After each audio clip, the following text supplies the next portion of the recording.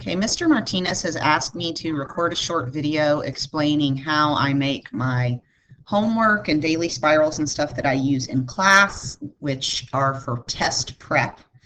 And so starting with the ones we're currently using, I like to pull up my assessment. So here are some questions from the next common assessment. And you can see we've got this order of operations problem. This is 5.4F.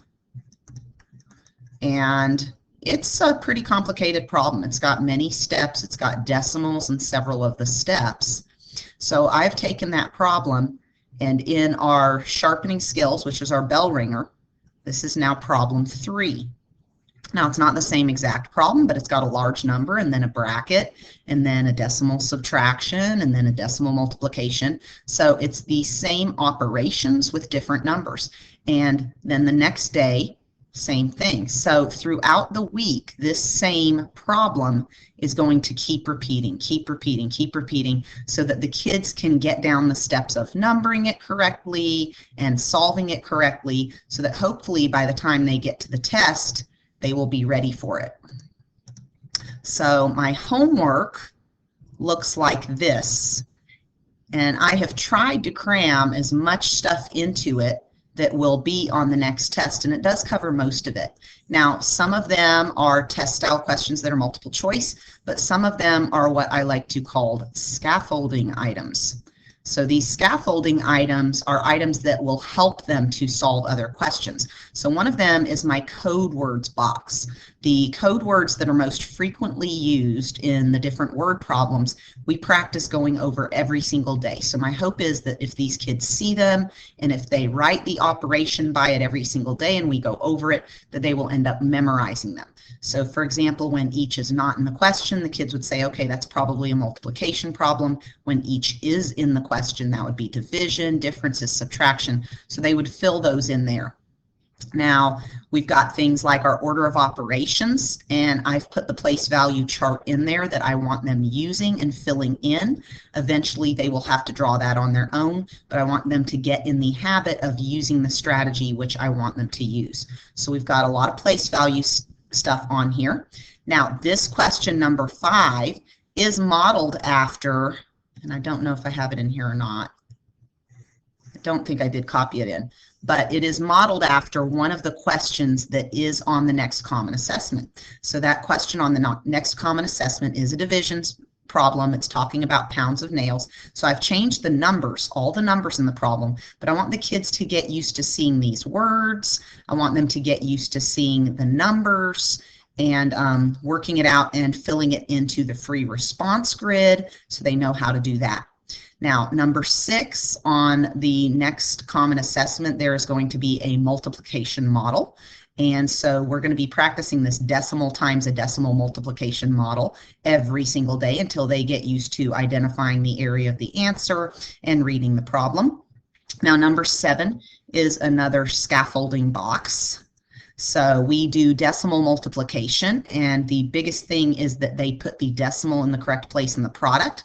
So in this box, they have to underline the digits that come after the decimal, and then they go to the answer and they underline those digits and insert the decimal. So they're just practicing decimal placement.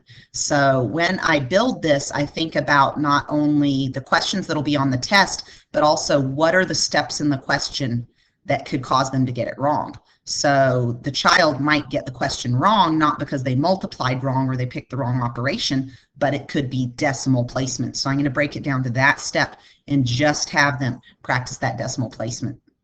Okay, and so here's the end of the homework. Now this problem on order of operations is another one that is on the test, not the same exact problem, but it's got the bracket, a decimal number, the parentheses. Okay, so it's the same operations, so I want them to get used to working it out in the correct order in the different steps. There are also fraction problems on the next test with unequal denominators.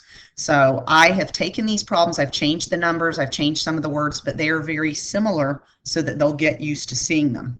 Now, on the next 6 weeks, I start looking at things like the frequency distribution for the STAR test. So here's my frequency distribution, because I can see things like the 5.4F that I was just talking about. It's a pretty heavily tested item, and they've broken it down on this frequency distribution to whether or not it has decimals, fractions, or whole numbers. So when I look at the frequency distribution, they aren't really putting order of operations problems with whole numbers on the test. It's order of operations problems with decimals. So I need to heavily practice that. So I also have my document from Lead Forward that has all the TEKS, breaking them down between readiness and supporting standards. And then finally, I like to go to the Release IQ and pull up questions on a given TEK. Like here is a question on that 5.4F that is the order of operations as well. So I can see, okay, it's got the decimals in it. I've noticed that all of them are between 3 and 4 steps. So this way I can very closely model the problems that are going to be on that daily spiral and homework after the test. Now, here is the blueprint for the ACP.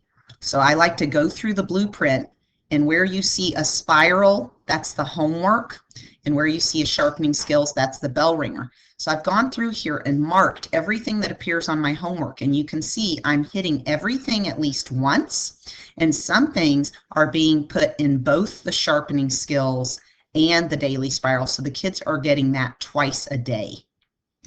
And you can see there are 2 of those 5.4F, the order of operations problems, are coming up on the ACP as well.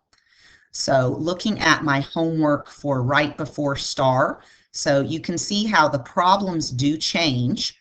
So I switch them out, but then I keep them the same for a whole week so that the kids can practice. So this one becomes a subtracting fractions problem where they have to get the common denominator.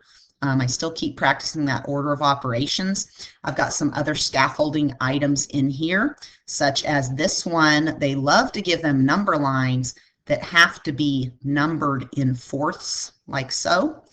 And I've noticed over the years that a lot of the kids miss these because they did not number the number line, and then they end up reading the dot plot or whatever incorrectly. So this is something that I've broken down into that basic step. Now, number 5 is also a scaffolding item. In our graphing TEK, they can give them bar graphs, and they love to have an interval that jumps and then bars that come in between. So they've got to figure out, okay, half of 50 is 25, and they've got to label in between their interval, and then they've got to number their bars on top. So this one, there's no question to go with it. It's just, can they set the graph up? And so we've got our prime and composite numbers. Now, number 7 is another scaffolding box. According to the way our TEKs are written, when they have a whole number and a unit fraction, that's going to be a division problem. Whenever they have 2 fractions, that has to be addition or subtraction, because we do not multiply or divide 2 fractions in the 5th grade. And when they have a non-unit fraction and a whole number, that's going to be multiplication. So I teach my kids to even look at the numbers, and based off the numbers, they can usually figure out what to do. Now, this is a strategy that really helps some of your struggling language learners. But basically, that's my process of going through and developing a homework document.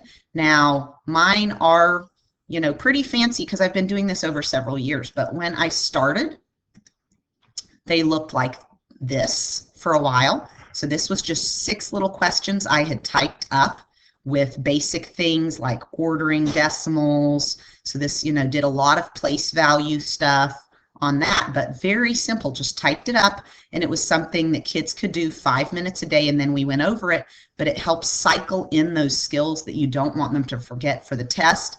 And before I even did that, they were handwritten.